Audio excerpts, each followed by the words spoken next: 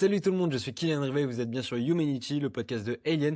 Ici, on décrypte comment l'intelligence artificielle transforme nos vies, nos jobs et nos sociétés. Mon invité d'aujourd'hui a passé 30 ans à construire des choses que vous utilisez tous les jours sans même savoir que ça vient de lui. Il a travaillé dans les plus grandes entreprises mondiales, Samsung, HP, Apple, Renault Group. Mais il est surtout connu pour être le co-créateur de Siri, l'outil qu'on a tous dans nos iPhones. Dernièrement, il a aussi écrit 2 livres sur l'intelligence artificielle. Et sa thèse principale tient en 5 mots, l'intelligence artificielle n'existe pas. Récemment, il a aussi sorti une mini-série sur Arte, ça s'appelle Silicon Fucking Valley, donc je vous invite à aller regarder. Bref, comme vous l'avez sûrement compris, je reçois Luc Julia aujourd'hui sur Humanity, on a plein de sujets à aborder, lui qui a une expérience longue comme le bras sur l'intelligence artificielle, donc j'espère que ça vous plaira. Donc je vous souhaite un bon épisode, à bientôt.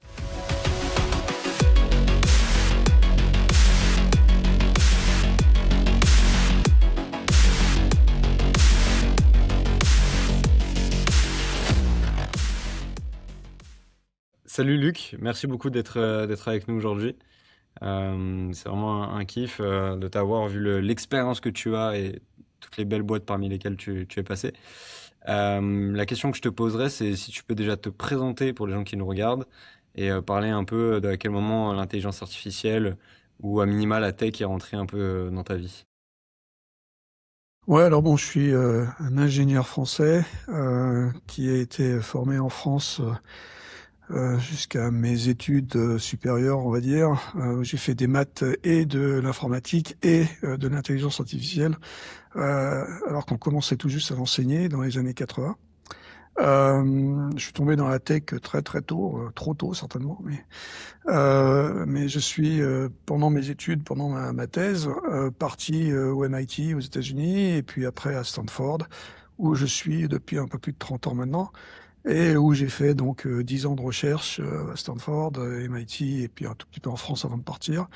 Et puis après 10 ans de start-up, dans des start-up diverses et variées dans la Silicon Valley, que j'ai montées. Et puis après 10 ans de grosses boîtes, HP, Apple, Samsung, dans la Silicon Valley toujours. Et après ces 10 années-là, j'ai fait 10 ans, j'ai commencé mes 10 ans de grosses boîtes en France, puisque j'ai jamais travaillé en France avant, où je viens de passer 5 ans chez Renault et je ferai 5 ans d'autres choses bientôt. Ok, bah justement, c'était le sujet sur lequel je voulais rebondir. C'est drôle, donc ta carrière, elle se tranche vraiment en tranches de 10. Donc c'était savoir un petit peu le futur pour toi alors que tu venais de quitter chez Renault. Je sais pas si tu as des trucs sur lesquels tu peux parler ou pas encore, sur ce que Je tu suis en veux faire. vacances pour l'instant, Ouais. donc je suis en vacances, c'est tranquille. Donc je commencerai à regarder un peu, l'état des lieux, d'ici 1 mois ou 2, quand j'en ai marre d'être en vacances. C'est bien, faut profiter un peu après des longues années comme ça. Tu l'as dit, t'es tombé vachement tôt dans la tech. Je crois que très jeune, tu as commencé à construire un peu des robots, ce genre de choses. Tu me dis si je me trompe. J'aurais une petite question pour toi. Euh, Tu vois, au niveau de la curiosité, de l'envie de faire de la tech, etc. Est-ce que c'est plutôt quelque chose qui se crée au fur et à mesure, tu penses, ou c'est pour toi une chance d'être né comme ça, tu vois? Bon, je crois pas qu'on ait en ayant envie de faire de la tech, je ne crois pas que ça soit partie de l'inné. Mais je pense qu'on peut, développer, des envies de bricoler, et de faire des trucs. Donc je pense que c'est plutôt ça qui s'est passé dans mon cas. J'avais envie de tripoter, de découvrir le monde, avec mes mains, en m'électrocutant, en faisant des bêtises, en jouant avec, ce qu'on appelait à l'époque, l'électricité, l'électronique, l'informatique. Et donc je me suis formé pas mal sur le tas au départ, hein, puisque j'ai eu, la chance d'avoir, un des premiers ordinateurs personnels, dans les années, 79-80. Et puis après, heu, j'ai pu jouer avec ces ordinateurs un peu plus profondément, on va dire. Heu, c'est une chance et puis l'autre chance, c'était que je suis arrivé dans le monde de la tech, dans la Silicon Valley, au moment où, internet arrivait. Donc ça a été aussi quelque chose, à découvrir et qui nous a un peu forcés, à prendre cette vague. Donc c'est en même temps, de la chance, de la curiosité, je pense pas que ce soit inné, je pense que ça se cultive. T'avais un pédigré, un truc t'avais des gens dans ta famille qui travaillaient un peu dans ces domaines-là à ce moment-là ou pas encore? Toute ma famille, c'est des enseignants, c'est des mathématiciens, c'est des gens qui font des maths. On aime les maths. Tu nais pas en aimant les maths. Et on m'a peut-être forcé un peu à aimer les maths, j'en sais rien. Mais ce qui est sûr, c'est qu'on m'a pas forcé à aimer la tech et à bricoler. On m'a même peut-être un peu empêché de bricoler parce que je faisais quand même pas mal de dégâts. Ouais. T'as des petites anecdotes, des trucs que t'as fait quand t'étais plus jeune, pas forcément des dégâts ou des trucs, mais que les Bah gens se si, figurent un peu ce qui était ton quotidien. ouais, je peux raconter des dégâts en fait, parce qu'un de mes premiers, enfin bon, à part l'électricité où je me suis électrocuté plein de fois, ça c'était pas très grave, parce que 220 volts finalement c'est pas trop mal. Vers 9 ans, j'ai fait un robot pour faire mon lit, parce qu'à l'époque c'est pas comme aujourd'hui, il y a pas juste une couette qu'on met comme ça sur le lit et tout va bien. Il fallait faire un lit au carré avec les draps, les couvertures bien pliées, machin, blabla. Et j'avais pas envie de faire ça à 9 ans, donc j'avais décidé de faire un robot. Avec un moteur d'aspirateur, des bras en bois, enfin bon, ça pouvait pas marcher, hein, c'était complètement idiot. Mais bon, moi j'ai essayé et effectivement, mon robot, marchait pas très, très bien. Il a déchiré plein de draps, pendant mes expériences. J'ai mis certainement beaucoup plus de temps pour faire ce robot que ce que j'aurais mis, 10 000 fois, à faire mon lit, mais bon, c'est comme ça. Mais du coup, bah, c'était quand même une expérience rigolote, mais ça fait partie justement d'essayer des choses, pour voir d'innover, pour voir, si ça va marcher ou pas et puis apprendre par l'échec, parce que finalement, j'ai pas mal échoué avec ce robot et j'ai pas mal échoué aussi plus tard. Hop, je te fais une petite pause dans ton épisode tout simplement pour vous rappeler que vous êtes de plus en plus nombreux à écouter et à regarder Humanity, ça me fait super plaisir, mais vous êtes aussi nombreux à passer sur les épisodes sans forcément interagir, donc tout simplement pour vous rappeler que un abonnement, un like, un partage, un commentaire, c'est la meilleure manière de me soutenir, et maintenant je vous laisse avec votre épisode, il est génial, à bientôt. Bah, c'est ce que j'ai dire, en vrai c'est, tu vois, j'ai un autre podcast sur l'entrepreneuriat et tout, mais c'est un truc d'âme d'entrepreneur en soi. Tu peux pas appeler ça vraiment de l'entrepreneuriat parce que t'es trop jeune pour comprendre, mais en vrai, il y a un vrai truc d'âme d'entrepreneur dans le fond. Tu disais, t'es arrivé la Silicon Valley dans les années 90, avant même que l'IA, ce soit un truc qui est commun et qu'on a tous le mot à la bouche, etc. Est-ce que tu peux nous raconter un peu ce que c'était être dans la Silicon Valley à l'époque, qu'est-ce qui se disait, la manière de travailler, etc.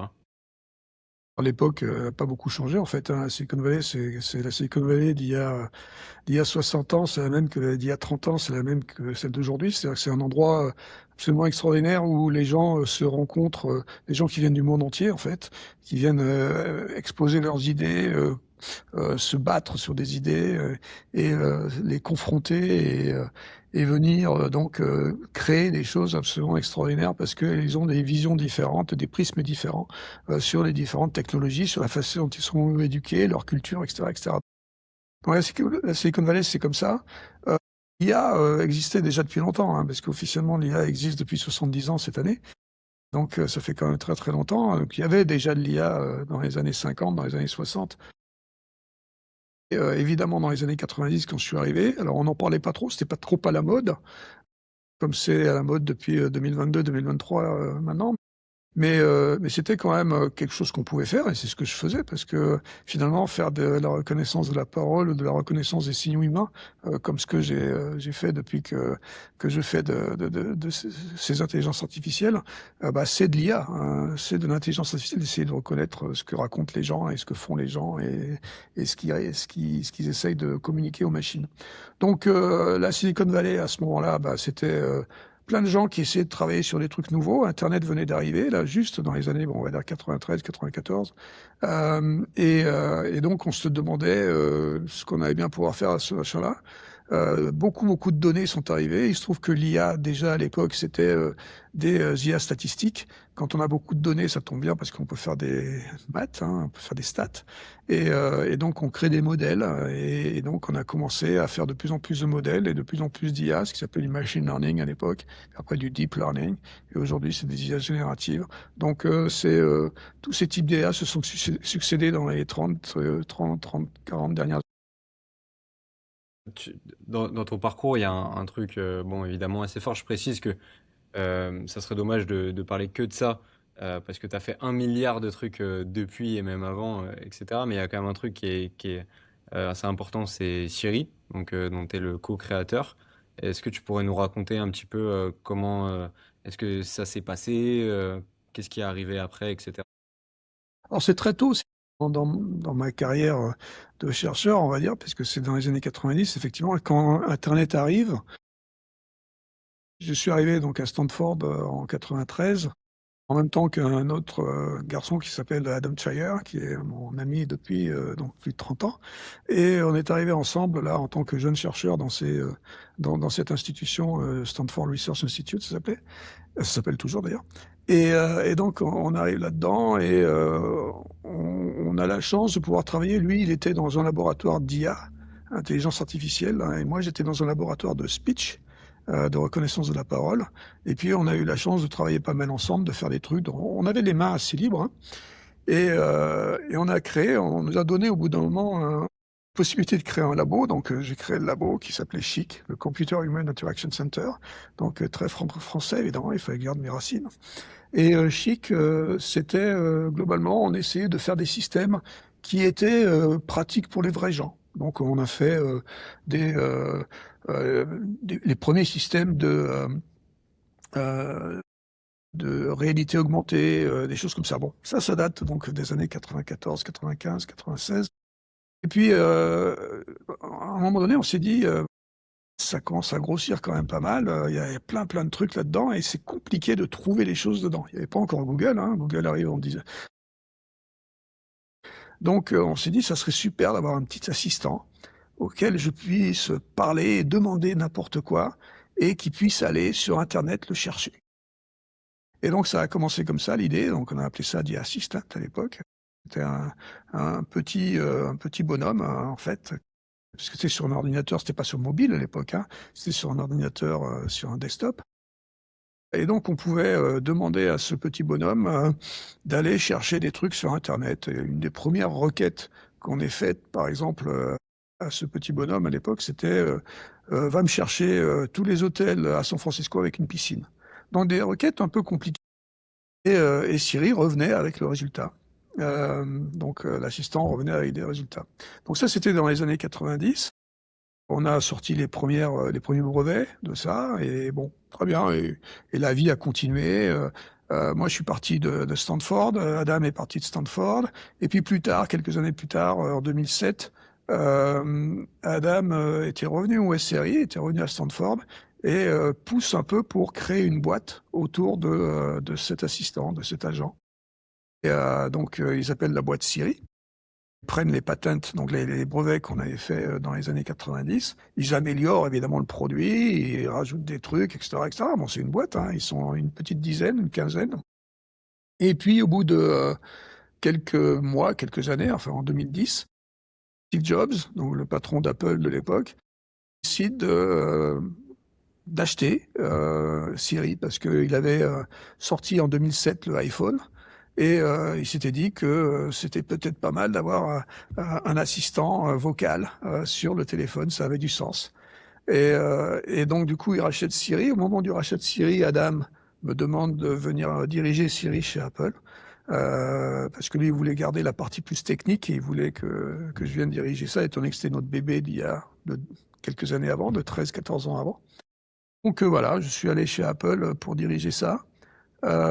Et on est passé globalement, de 170 000 utilisateurs qui étaient dans la start-up, Siri, 170 000 utilisateurs qui utilisaient Siri sur, Android, parce que c'était, sur Android. Donc il a fallu le porter sur iOS, les téléphones Apple, sur les iPhones. Et donc on est passé de ces 170 000 utilisateurs à rapidement 150 millions d'utilisateurs, et aujourd'hui il y a 500 millions d'utilisateurs donc sur les différents iPhones, depuis maintenant, 15 ans puisque c'était sorti en 2011. Il y a déjà deux choses. Il y a déjà, tu vois, quand tu me dis la première requête avec les piscines à San Francisco, en fait, c'est le truc maintenant classique que tout le monde demande à ChatGPT. Donc c'est assez visionnaire et tout. Mais j'aurais une question sur Steve Jobs, tu vois, qui est connu pour être un des plus grands visionnaires de notre époque. Euh, Qu'est-ce qu'il voit chez Siri à ce moment-là qui le fait débourser, je ne sais même plus combien, pour acheter la boîte? Je sais pas combien et tu sauras pas. Et donc, Steve Jobs, il est visionnaire dans le sens où il comprend que son iPhone, c'est bien, c'est sympa, Et c'est surtout un truc qu'on tient dans la main comme ça, à qui on parle souvent comme ça, etc. Et il se dit, bah, des fois, je parle pas seulement à des gens de l'autre côté du téléphone, mais peut-être que je pourrais parler au téléphone lui-même. Et peut-être que ce téléphone, il devrait avoir des services directement qui sont dans le téléphone. Et donc, il se dit qu'avoir un assistant local, même si physiquement, il n'était pas dans le téléphone, il était dans le cloud, mais il s'est dit peut-être que ça serait bien de pouvoir juste demander des choses à mon téléphone. Bah, il a vu ça dans Siri, il a vu le fait qu'on pouvait l'adapter effectivement complètement à cet usage-là. Effectivement, il a craqué sur le machin. Je veux juste commenter sur, c'est ce qu'on peut faire aujourd'hui, la vision effectivement de Siri, donc de l'assistant il y a très, très longtemps. La vision, c'était vraiment d'avoir un système de dialogue, donc où je vais pouvoir, demander donc la piscine à San Francisco, blablabla, mais je vais pouvoir avoir un dialogue avec cette machine. Mais la réalité, c'est qu'on n'a pas pu implémenter le dialogue, c'est-à-dire que c'était compliqué et on avait juste globalement, les premiers Siri et Siri d'ailleurs toujours d'aujourd'hui, et un Siri qui est mono, dialogue. C'est-à-dire qu'on peut poser une question et il nous donne une réponse. Des fois, il demande un petit complément, mais en général, c'est pas vraiment un vrai dialogue. Ce qui est bien avec les systèmes d'aujourd'hui, et quand on parle de ChatGPT ou des autres IA génératives, c'est vraiment, ça accomplit la vision d'il y a 30 ans, quand on voulait faire un système avec qui on pouvait vraiment dialoguer en langage naturel, et il y avait des questions, des réponses, il y avait du ping-pong qui s'établissait.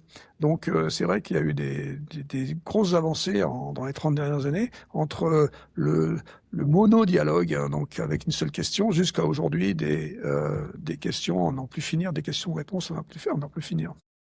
Si je me trompe pas, donc tu rejoins Adam chez Apple, tu restes pas si longtemps que ça. Non? Est-ce que tu peux nous raconter un peu? Ouais, bah le truc, c'est que globalement, quand Siri sort, quand Siri donc devient public et devient un produit, ça correspond à peu près à la mort de Steve Jobs, d'accord, à un jour près. Et donc le visionnaire qui était Steve Jobs et ce qu'il avait vu dans le produit, peut-être que ses lieutenants n'avaient pas vu exactement la même chose. Et donc celui qui est devenu notre patron, Adam et à moi, je pense qu'il n'avait pas du tout vu la même chose que Steve Jobs. Nous, on avait une vision très service de Siri, hein, c'est-à-dire que l'assistant de 1997, on va dire, ou 98, c'était un assistant qui avait à peu près 35 services. C'était du scraping, ce qu'on appelle du scraping, c'est-à-dire qu'on volait des informations sur Internet, globalement. C'est-à-dire qu'on allait chercher les hôtels, les machins et tout ça, il fallait les scrape l'Internet, donc il fallait gratter l'Internet pour aller les trouver. Il n'y avait pas d'API, il n'y avait pas de trucs comme ça pour aller facilement chercher les informations. Donc, à l'époque, on avait donc fait 35 services, donc il y avait effectivement les hôtels, les cinémas, possibilité de réserver des restaurants, possibilité d'appeler des numéros de téléphone, possibilité, enfin, etc. Donc 35 services. Quand Siri est sorti en 2011, il y avait 5 services. Et donc évidemment, quand on a pris la direction du truc, quand on est arrivé et après la mort de Steve Jobs, nous, tout ce qu'on voulait, c'était rajouter des services. On voulait accomplir la vision qu'on avait donc eue 15 ans avant. Et c'était pas du tout la vision de Scott Forstall, donc qui était notre patron, et qui était aussi, on va dire, plus dans le contrôle, comme est Apple d'ailleurs en général, hein, dans le contrôle des services justement. Et Apple déteste ne pas, ne pas être le propriétaire des services. Et on a eu ça avec Maps, par exemple, avec Apple Plan. Ils voulaient absolument concurrencer Google Maps et pas avoir Google Maps sur leur téléphone. Ils voulaient avoir leur propre plan, leur propre Maps. On a vu le désastre que ça a été et que c'est toujours d'ailleurs. Et ça n'a pas bien marché et ça a été assez terrible pour Apple parce que c'était un gros, gros échec. Et malheureusement, ils voulaient développer tous les services comme ça, les développer à la maison. Alors nous, la première année, on a poussé un peu, on a réussi à mettre un service supplémentaire. Mais on s'est dit, si on met un service par an, et il y en a encore 29 à mettre, euh, ça va être long. Donc du coup, on a préféré partir, étant donné qu'il y avait quand même une incompatibilité de vue avec Scott Forstall. Donc Adam est parti, je suis parti, et puis on a fait autre chose, c'est très bien. Carrément. Tu as eu le temps de le côtoyer un petit peu, Steve Jobs, ou... Alors moi, j'avais la chance ou la malchance d'ailleurs, je sais pas, de le connaître depuis 2003. Donc je le connaissais avant, avant Siri. Parce que pendant les années 2000, donc comme je disais tout à l'heure, j'ai fait des startups. Donc après mes années de recherche, j'ai fait des startups. Il y avait une des startups qu'on voulait absolument montrer à Steve Jobs en 2003. Et donc j'avais eu la chance de le rencontrer et d'avoir une audience avec lui et avec ses lieutenants. Et on avait la possibilité de lui montrer ce sur quoi on était en train de travailler dans cette boîte que j'avais à l'époque. Et donc, bah, c'était super. On avait 1 heure avec Steve Jobs, on était excités. On est allé à One Infinite Loop, hein, l'adresse d'Apple de l'époque. Et donc, on a set up le machin. Enfin, on était tout prêt et tout. Et donc, Steve Jobs, j'ai commencé. Voilà, Steve, voilà ce qu'on fait, blablabla. Alors, je peux pas dire ce qu'on faisait, hein, parce que pour des raisons purement légales, mais bon, je peux pas. Mais bref, en tout cas, je lui présente le machin. Et puis, au bout de 10 minutes, un quart d'heure, Steve me regarde dans les yeux et me dit It's pure shit. C'est de la merde. Voilà. Donc, la première interaction a été moyenne, on va dire. Donc, lui, il s'est cassé. Et puis, ces 2 sbires qui étaient avec lui sont restés et m'ont expliqué ouais, non, t'en fais pas, tu sais, c'est Steve, ça va aller, il est comme ça. Je dis oui, enfin, il est comme ça s'est quand même pas très bien passé. Donc voilà, c'était ma première interaction avec Jobs. Mais bon, quelque part, il n'y a pas eu de rancune, puisque quelques années plus tard, il a racheté Siri, qui était des mêmes gens. Exactement. Mais non, mais c'est vrai qu'il avait enfin, on a cette réputation un peu de lui où il est vraiment très très direct et effectivement ça loupe pas, quoi. Ouais, moins qu'on puisse Pour dire, ouais, finir très direct. sur le sujet Siri, du coup, ils ont quand même gardé la technologie et la marque pendant des années, malgré votre départ. Aujourd'hui encore, c'est un sujet parce qu'ils veulent s'associer avec Google. Toi, c'est quoi un peu la lecture que tu as de ce qu'ils ont fait de ton bébé, entre guillemets, durant toutes ces années et de ce qu'ils veulent en faire aujourd'hui avec Google? Bon, on est déçus, dans le sens où, depuis 2011, ça n'a pas beaucoup progressé, hein. Scott Forstall s'est fait virer aussi à cause de Maps. Lui, bon, il n'est pas resté, donc c'est pas lui qui disait qu'il fallait pas rajouter des services. Mais c'est vrai qu'il n'y a pas eu de services qui ont été rajoutés dans Siri pendant des années.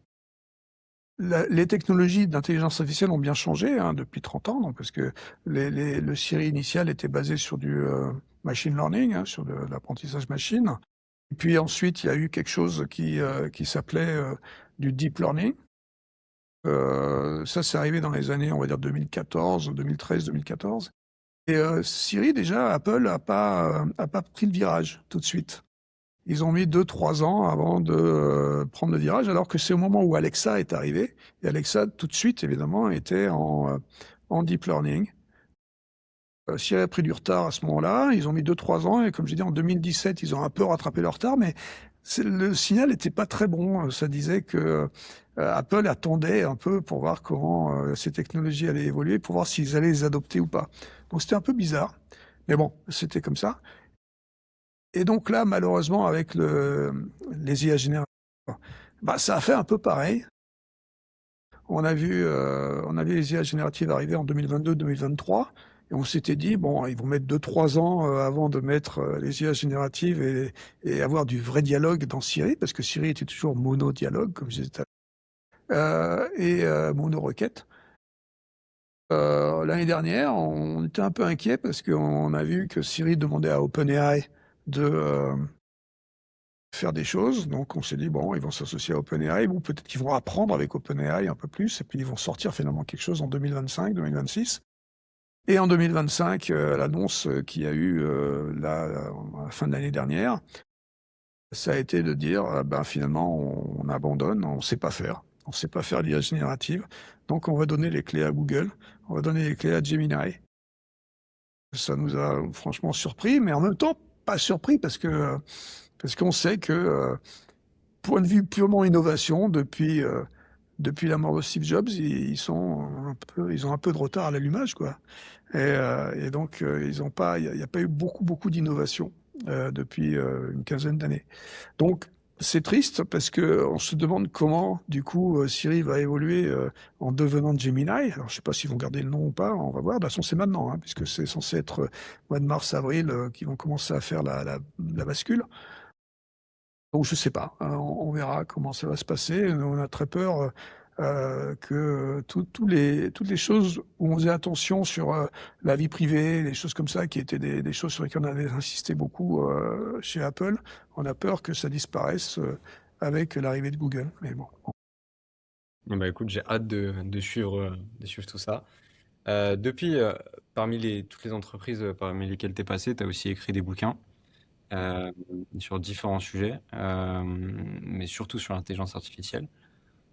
Ton premier bouquin, globalement, il a une take, c'est que l'intelligence artificielle, comme on l'imagine, ça n'existe pas. Euh, Là, tu en as sorti un autre récemment qui a à peu près le même sous-texte, même quasiment enfin, carrément le même. Qu'est-ce que tu penses que les gens n'ont pas compris entre ces deux bouquins et n'arrivent pas à comprendre sur l'intelligence artificielle?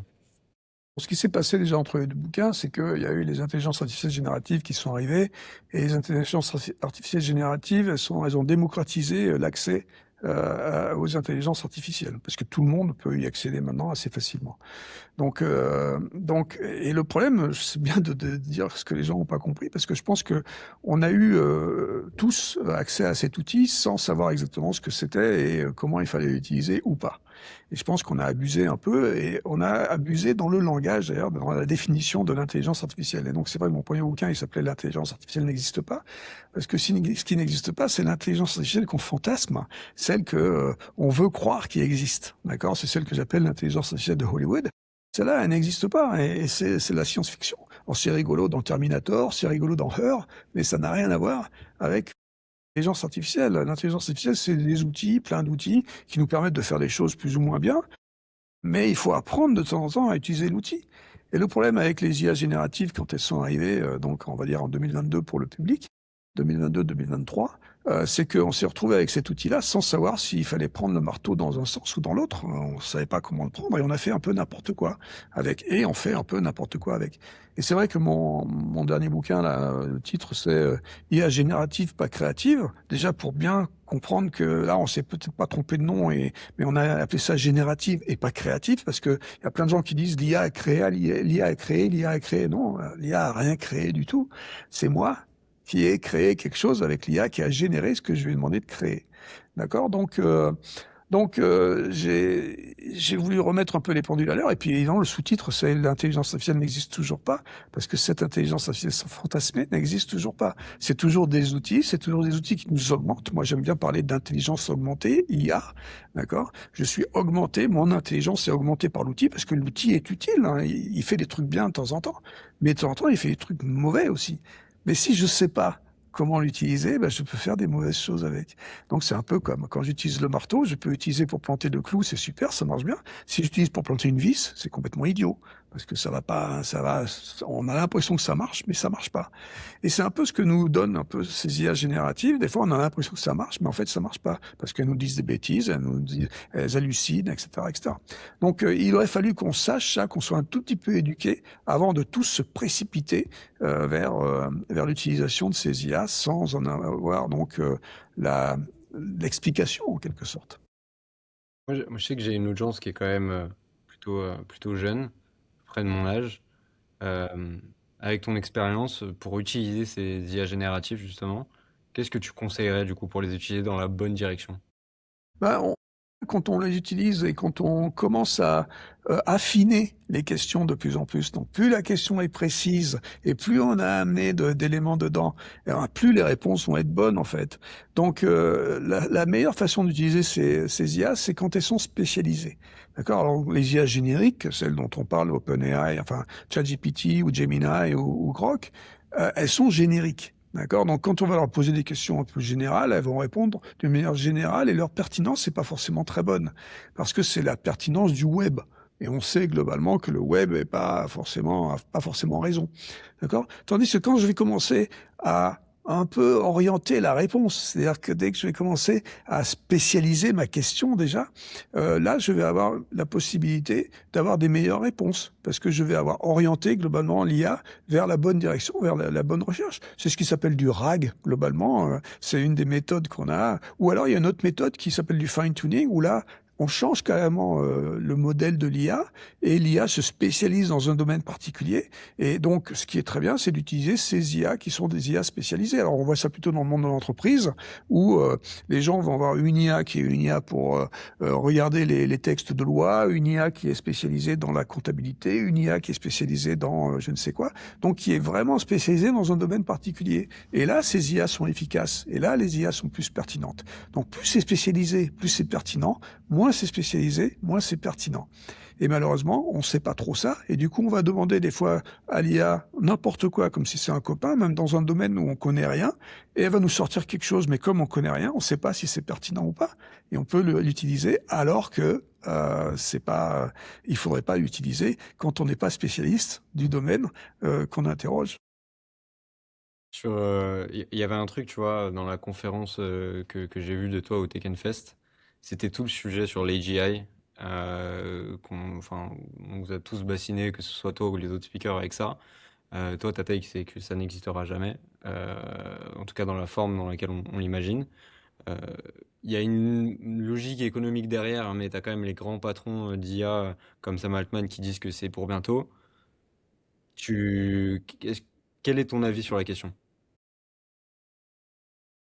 Parce que c'est très compliqué. Je sais même pas ce que ça veut dire en fait, intelligence générale. Je sais même pas pourquoi on poursuit ça. Je sais pas à quoi ça sert. C'est pas quelque chose qui est possible avec les technologies qu'on a aujourd'hui. Donc Sam Altman et les autres, ils sont effectivement dans une logique économique où ils sont obligés de demander à ce qu'on continue à investir là-dedans parce qu'ils ont investi des sommes folles déjà et ils sont obligés de faire tourner leur boîte. Aujourd'hui, OpenAI perd 7 milliards par an, voire 14 milliards cette année. Ils sont obligés de lever plein de sous pour éponger toutes ces dettes et donc de faire croire qu'on est en train de progresser. La réalité, c'est que, bon, on parle souvent de la bulle Internet. La bulle Internet, c'est la bulle de l'IA générative générale. Celle-là, elle va pas exister, donc ça va exploser. On va se rendre compte que ça sert à rien, de toute façon, c'est même pas la peine. Mais par contre, que les petites IA spécialisées dont je parlais tout à l'heure, donc ces IA qui vont être beaucoup plus spécialisées dans des verticales particulières, là, ça va être intéressant. Donc, je pense que les grosses IA génériques générales vont disparaître pour faire place à ces IA génériques, spécialisées. Ce qui est rigolo, c'est que quand on regarde l'histoire de l'IA, comme j'ai dit, ça a 70 ans l'IA cette année, hein. Quand on regarde l'histoire de l'IA, c'est toujours pareil. Nouvelle technologie qui arrive, on est excité, on croit que ça va tout faire, puis finalement on trouve des cas d'usage qui sont des cas d'usage particuliers dans des domaines particuliers, et puis on continue, et puis il y a une autre vague qui arrive, et puis une autre vague, et puis une autre vague, et puis à chaque fois on trouve des cas d'usage, mais dans des domaines particuliers qui sont très bien. Et là, pour les IA génératives, on trouve des cas particuliers qui sont très bien, et des cas d'usage qui sont très bien, et qui sont mieux que ce qu'on faisait avant. L'outil est meilleur, mais seulement quand on sait l'utiliser, et quand on l'utilise à bon escient. Moi, il y a un truc qui me fascine, c'est que quand même, tu vois, t'es pas le seul à parler du fait que l'AGI, c'est un fantasme. Euh, de plus, les États-Unis, dans toutes les grandes bulles économiques qu'on a connues, ils sont souvent pour quelque chose. Qu'est-ce qui fait que les investisseurs, malgré le fait que beaucoup d'ingénieurs comme toi et des sachants disent que ça n'existera pas, ils y vont quand même et ils remettent de l'argent dans la machine? Parce qu'on ne sait jamais. Parce que au départ, il y a des beaux parleurs, des gens qui racontent des trucs, et puis bon, on met des sous, et puis après c'est difficile d'arrêter. Hein, c'est une sorte de drogue le truc. Hein, donc quand tu as commencé, là, Altman, moi je suis persuadé que Altman n'y croit pas du tout à l'intelligence artificielle générale. Je suis absolument persuadé qu'il n'y croit pas, mais il a plus le choix. Il a 21 milliards à rembourser, là. Donc, s'il veut pas que sa boîte explose, il est obligé de lever des sous. Donc, on lève des milliards et des milliards à cause de ça. Donc, la course est engagée jusqu'à ce que ça pète. C'est ce qui s'est passé avec Internet dans les années 2000. Hein. Donc, on avait promis plein de trucs et tout ça, et puis ça a pété, et puis ça a nettoyé, et puis bon, il est resté plein de trucs. Et Internet, il y a plein de trucs super. Il y a des trucs moins super, mais il y a plein de trucs super. D'accord. Donc, Donc c'est la vie normale de ces excitations qui sont faites autour de certaines technologies qui sont dans le hype. On a vu une mini excitation autour du metaverse, d'accord, qui a fait un peu la même chose. Plein de gens qui sont excités, qui ont mis beaucoup d'argent, et puis ça a pété relativement vite, hein. Aujourd'hui, le metaverse, plus personne n'en parle. Bah, d'ailleurs, je crois que l'info est sortie aujourd'hui qu'ils ils viennent de totalement zapper l'univers qu'ils avaient créé chez Meta, je crois. Bah ouais. Mais donc eux, ils ont viré tout le monde qui faisait le metaverse avant. Ils sont appelés Meta, demain ils vont s'appeler IA. Ils vont faire, ils vont changer de nom. Donc voilà. Tu vois, quand tu fais des trucs extrêmes comme ça, changer le nom de Facebook à Meta, je veux dire, il fallait être débile. Mais bon, ils l'ont fait. T'as aussi dit sur ces IA génératifs que, alors tu me corrigeras sur le chiffre, j'ai marqué 64%, des requêtes sont pertinentes, donc à peu près une sur trois. Mais est-ce qu'on sous-estime vraiment le niveau des informations qu'on va avoir sur les prochaines années? Alors déjà, c'est pas les requêtes qui sont pertinentes, c'est les réponses. Hein, d'accord? Ok. Donc c'est les réponses aux requêtes. Donc ça dépend des questions qu'on pose. Et non, comme j'ai dit tout à l'heure, plus ça va être spécialisé, plus la question va être comment orientée, et plus la question va être documentée, en gros, plus la réponse va être bonne. D'accord? Donc, mais si on pose des questions trop génériques, des IA, on leur demande juste est-ce que ça c'est vrai ou faux. Il y a de bonnes chances qu'elles répondent que 36% du temps qu'un truc vrai soit faux. D'accord? Donc c'est embêtant. Et ça s'arrange pas en fait, contrairement à ce qu'on pourrait penser. On pourrait croire que les IA sont de mieux en mieux. En fait, elles sont de pire en pire parce que elles s'alimentent elles-mêmes des fausses informations qu'elles produisent, ce qui s'appelle les données synthétiques. Bon bref, donc du coup, si on continue dans ce chemin, le chemin d'essayer d'être générique, je pense que ça va pas s'arranger. Et donc, c'est pas une bonne idée. Par contre, si on va dans le chemin de trucs de plus en plus spécifiques, ce qu'on fait avec ce qu'on appelle l'agentique, hein, les IA agentiques dont on parle un tout petit peu depuis maintenant 2-3 ans, 2 ans on va dire, les IA agentiques, ce qu'elles ont de bien, c'est que ce sont des IA qui sont plus petites, plus spécifiques et donc plus pertinentes. Donc ça, c'est intéressant. D'accord? Donc, je pense qu'on va aller petit à petit plutôt vers ces IA agentiques qui vont permettre de continuer à faire des tâches complexes, donc des trucs compliqués. On va pouvoir faire des trucs très compliqués, mais comme chacune de ces IA sera beaucoup plus pertinente, ça aura du sens de leur faire un peu plus confiance. Alors, il faut mettre des guillemets à confiance parce que il faut toujours quand même avoir un œil critique sur ce que peuvent nous générer potentiellement ces IA, parce que elles peuvent toujours, étant donné que c'est des statistiques, hein, c'est des modèles statistiques, elles peuvent toujours nous sortir des bêtises de temps en temps. C'est le chemin qu'essaye de prendre Mistral aussi, sur des IA beaucoup plus spécifiques. Je pense que Mistral, à la fin des fins, aura sa place parmi les différentes grosses entreprises d'IA en prenant ce chemin-là. Déjà, ils sont pas mal gros, hein, ils Ouais. sont moins gros évidemment que les OpenAI et tout ça parce qu'ils ont levé moins d'argent, mais c'est quand même une grosse entreprise. Je pense qu'ils ont eu l'intelligence, on va dire, de se spécialiser un peu justement avec les différents. Ils ont plein de différents modèles, hein. Je pense qu'ils ont 7 modèles en ce moment différents. Et ces différents modèles, ils essaient de les adapter aux entreprises avec qui ils travaillent. Donc, ils font des partenariats dans des domaines particuliers, justement. Et je pense que ça, c'est une bonne idée. D'ailleurs, quand on regarde Anthropic, qui est certainement avec Claude la meilleure IA aujourd'hui dans les Américains, Anthropic aussi, il y a Claude Code, c'est des IA spécifiques qui sont assez bonnes. Et franchement, OpenAI, et je parlais de Sam Altman tout à l'heure, Sam Altman, je pense qu'il est persuadé qu'il faut qu'il aille aussi dans cette direction, d'aller faire des IA de plus en plus spécifiques, et il va pas y couper, hein. Et d'ailleurs, on voit avec Sora 2, avec des choses comme ça, il crée quand même des IA qui vont aller faire des trucs spécifiques, en l'occurrence ici des vidéos, par exemple. Très bien. Euh, J'aimerais parler aussi un peu de ton passage en France. Donc, tu as travaillé chez Renault pendant quelques années, 5 ans, je crois, tu m'as dit. Euh, Comment est-ce que en France, justement, on traite ces sujets-là dans les grandes entreprises, dans les grands groupes d'intelligence artificielle? Comment est-ce qu'on essaye de s'adapter à la concurrence, ce genre de choses? Je peux pas généraliser, j'en sais rien en fait, dans les grands groupes. L'expérience que tu as eue, toi, chez Renault. Ouais, ce que j'ai vu chez Renault, c'est que c'est pas facile, hein, c'est pas non seulement en France d'ailleurs, hein, c'est un peu partout. Dès qu'on est dans une grosse boîte, dans une boîte qui tourne et qui fait des trucs et qui a un certain succès, on n'a pas forcément envie de changer la façon dont on fait les choses parce que, bon, on considère qu'on est assez, on réussit assez comme ça. Donc le changement est toujours compliqué. Alors, savoir à quel moment il faut anticiper ce changement, c'est un truc compliqué. C'est ce qui s'appelle l'innovation, hein, globalement. Et donc, ça met dans des situations un peu inconfortables de faire ces changements. Mais bon, c'est la vie des boîtes. De temps en temps, il y en a qui sont obligés d'avoir ces ruptures parce que ben ils se rendent compte qu'ils sont plus dans le marché, que les produits qu'ils créent sont plus les bons produits, etc. Mais malheureusement, qu'en Europe, on reste un tout petit peu trop attentiste par rapport à ces changements et au fait de vouloir les faire. Donc c'est peut-être ça que je reprocherais aux boîtes européennes où on est un peu plus dans le confort, on va dire, jusqu'à ce qu'on n'ait plus le choix. Tandis que les Américains, ils sont un peu plus dans le risque pour pouvoir essayer. Alors pas tous, hein, je disais qu'Apple tout à l'heure n'était pas une boîte qui innovait, contrairement à l'image qu'on en avait quand il y avait Steve Jobs. Mais Steve Jobs était dans le risque et il a risqué plein de trucs. Il s'est planté d'ailleurs aussi, hein, des produits comme Newton et des choses comme ça n'a pas marché.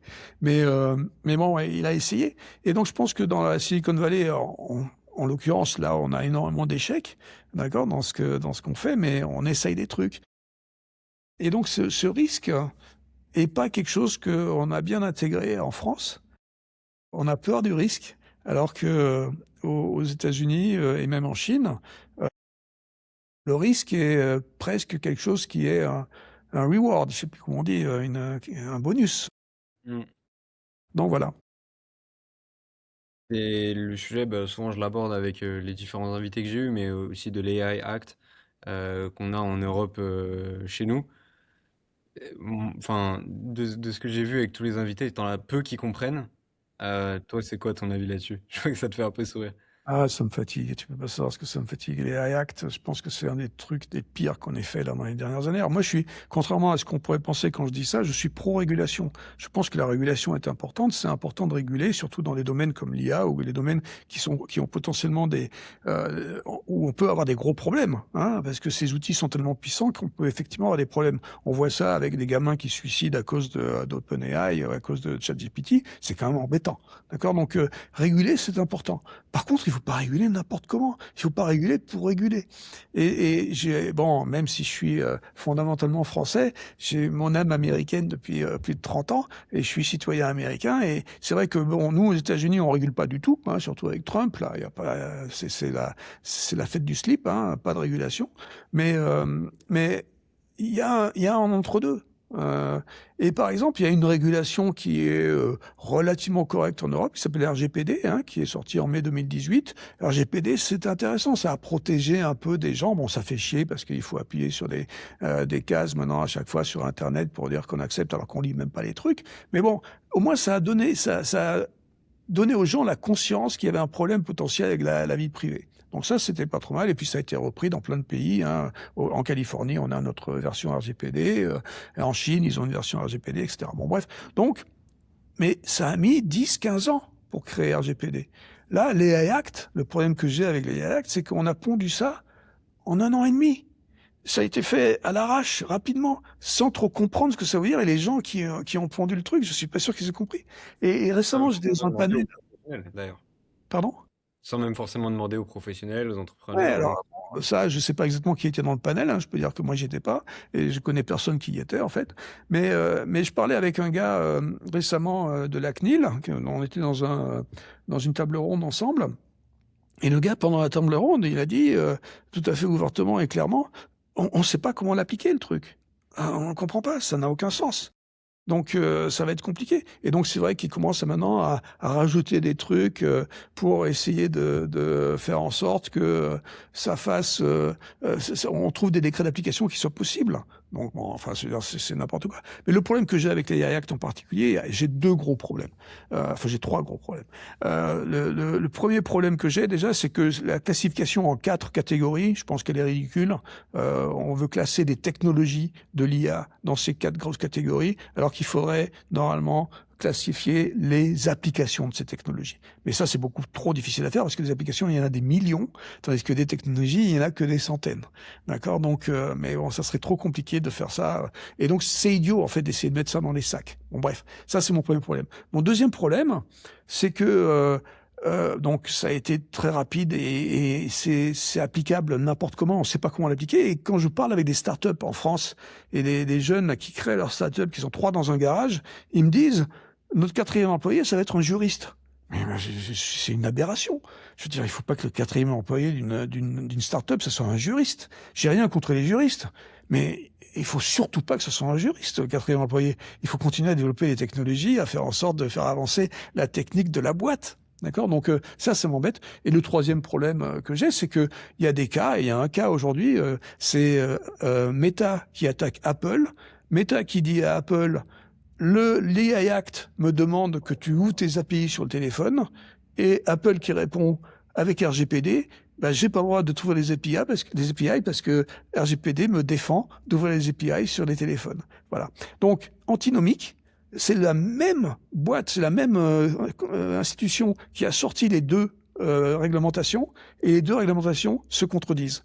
Donc, ça va être une bataille d'avocats. Ils vont gagner beaucoup d'argent, les avocats, sur ces trucs-là, d'accord? Et on n'aura pas fait avancer le schmilblick. Donc, les AI Act, c'est une aberration totale aujourd'hui. On a été trop vite. Et je suis pas vraiment du côté de Vance, là, le vice-président américain, mais Vance est venu l'année dernière à Munich pour faire la leçon aux Européens, et il a dit les AI Act est une aberration. Bah, pour ça, je pense qu'il a raison, et c'est un frein potentiel à l'innovation. Tu disais, tu l'as repris d'ailleurs tout à l'heure, l'image du marteau sur l'intelligence artificielle, c'est une image que tu aimes bien. Euh, tu parlais de le tenir dans le bon sens, etc. Mais il y a aussi effectivement même qui tient le marteau derrière. Euh, Tu as des Musk, des Altman, tu as même maintenant des États qui gèrent leur propre IA, etc. Est-ce que on peut, à titre individuel, avoir confiance dans cette main qui tient le marteau? Il faut avoir confiance comme on a confiance quand on a compris qui le faisait. Et quand on a compris qui est derrière le marteau, c'est-à-dire que si on investigue assez, et si on se dit bah tiens ouais celui-là j'ai confiance et celui-là j'ai pas confiance, bah c'est bien, mais c'est une histoire, il faut se renseigner un peu, il faut pas juste se cacher les yeux, les oreilles et puis dire oui ok je lui fais confiance sans avoir rien compris de ce que ces gens-là pouvaient fournir ou être. Donc ce qui m'ennuie c'est qu'on n'essaye pas d'exercer notre sens critique assez pour du fait que on puisse avoir confiance ou pas. On fait un peu aveuglément confiance à ces trucs-là aujourd'hui parce que c'est facile d'accès. Le problème des IA génératives en particulier, parce que c'est elles qu'on utilise le plus en ce moment, ces IA génératives, leur problème, c'est que elles sont trop faciles d'accès. La révolution des IA génératives, c'est pas les mathématiques qui sont derrière. Fondamentalement, c'est les mêmes que le machine learning, le deep learning. La révolution des IA génératives, c'est le prompt. C'est le fait que n'importe qui puisse avoir accès à ces IA. Et ça, c'est un problème parce que n'importe qui y a eu accès sans aucune éducation, sans se poser de questions. Et donc là, moi, ce que j'essaye de dire, ce que j'essaye de faire, et ce que je fais aujourd'hui, là, tout de suite, c'est de dire, bah, doutons, allons nous poser les questions avant de, aveuglément, faire confiance à ces IA. On n'a pas à leur faire confiance tant qu'on ne sait pas qui c'est. Ah, mais pour le coup, tu vois, même pour nous, je trouve que ça va, mais tu le disais, c'est accessible pour tout le monde. Ma maman utilise ChatGPT assez régulièrement, etc. Et elle est à 1000 lieues de connaître, ne serait-ce que Sam Altman ou de savoir qu'il y a d'autres IA que ChatGPT. Comment est-ce qu'on peut réussir à avertir le grand public, nous, en tant que... Il faut continuer à apprendre, à éduquer. Est-ce que ta maman croit tout ce qu'il y a à la télé? Est-ce que elle va de temps en temps choisir les trucs et puis elle s'est fait une opinion sur ce gars-là il me plaît, ce gars-là il me plaît pas. J'ai trouvé qu'il disait des trucs bizarres de temps en temps et je l'aime plus et je le regarde plus. Tu vois? Donc c'est de l'éducation, pas forcément de l'école, c'est de l'éducation permanente, de la formation, de quelque chose où on doit se poser des questions de temps en temps et aller checker nos sources aussi nous-mêmes. Se poser des questions. Est-ce que le gars, il est pas en train de m'enfumer? Tu vois? C'est une question qui est moi qui me semble normale. Quand j'ai un truc qui me répond même sur internet, même sur Google, en général, quand tu as 30 000 000 de réponses sur Google, tu vas avoir les 20 premières qui après sont les 20 meilleures, mais tu vas quand même cliquer sur 1, 2, 3, 4, tu vois? Tu vas pas prendre la première. Tu vois? Tu es toujours en ce truc en train de te dire: «Bon, oui, bon, on est à la première, mais il y a aussi la deuxième et donc je vais regarder la deuxième». Là, le problème avec les IA génératives, c'est qu'il y a une réponse. Et puis voilà, et tu la prends et voilà, c'est la réponse. Le truc, il répond tout le temps de toute façon. Et puis quand tu vas dialoguer avec lui, il va toujours être là. Puis de temps en temps, tu vas dire, parce que tu sais, tu es spécialiste du domaine, tu vas dire: «Ben non, ça c'est pas vrai».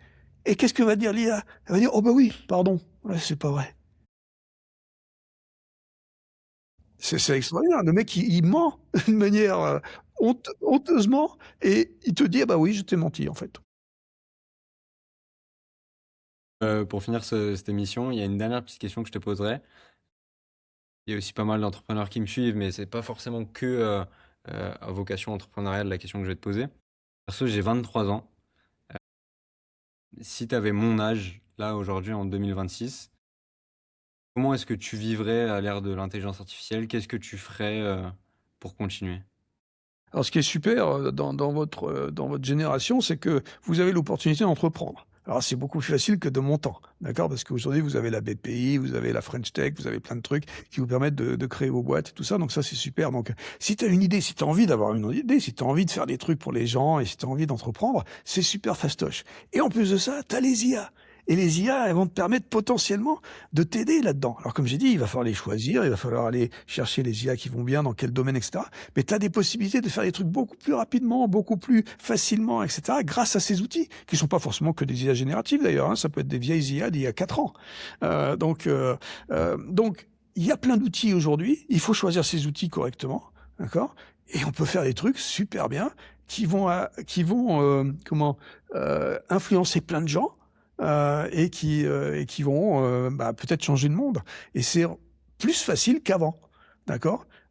Aujourd'hui, c'est mieux qu'avant. On peut pas dire qu'hier, c'était mieux qu'aujourd'hui. Donc il faut arrêter ça, d'accord? On est toujours dans le progrès, on progresse, on fait des trucs bien. Alors, il y a des trucs qui sont moins bien parce qu'on comprend pas trop, mais fondamentalement, le monde quand même progresse. Fondamentalement, moi je suis optimiste, fondamentalement, on va réussir à faire des trucs extraordinaires. Je reçois entrepreneurs, potentiellement politiciens, auteurs, conférenciers, ce genre de choses. Pour la toute fin, je demande toujours: «Qu'est-ce que tu me conseillerais de recevoir pour parler intelligence artificielle sur ce média?» Bah, si tu veux parler à intelligence artificielle, moi, mon maître, c'était mon prof d'intelligence artificielle il y a 40 ans, hein, donc c'était un des premiers profs d'intelligence artificielle en France, qui est un philosophe aussi. Et donc c'est pour ça que c'est intéressant parce que faire de l'intelligence artificielle, c'est faire un peu de philosophie, hein, aussi, parce que justement c'est compliqué. Et il s'appelle Jean-Gabriel Ganassia. Donc, Jean-Gabriel Ganassia, je te conseille fortement de l'inviter. Il est, passionnant, passionné et donc c'était mon mentor d'il y a 40 ans. Je lui enverrai l'extrait. Merci beaucoup, Luc. C'était un super moment. Je pense que tu auras appris plein de trucs à plein de gens. Et pour toutes les personnes qui nous suivent, bah, je vous invite à regarder les différents réseaux de Luc. Je sais pas si tu parles un peu sur LinkedIn, Instagram, ce genre de On se choses. fera la gueule sur LinkedIn, donc je fais rien sur les autres. En tout cas, suivez les bouquins, suivez les prochaines aventures aussi. De savoir où tu vas faire tes cinq Tu peux prochaines parler années. du film, enfin de la série sur Arte, la mini-série qui s'appelle Silicon Fucking Valley. Ça, c'est rigolo. Donc C'est c'est une grave. mini-série qui est passée sur Arte et qui était 6 épisodes de 15 minutes, qui est très rigolo. C'est ma visite de la Silicon Valley. Et Silicon Fucking Valley, c'est pas compliqué. Incroyable. Bah, il y aura le lien en bio. Merci beaucoup, Luc. Et pour toutes les personnes qui nous suivent, bah, à bientôt. Avec plaisir.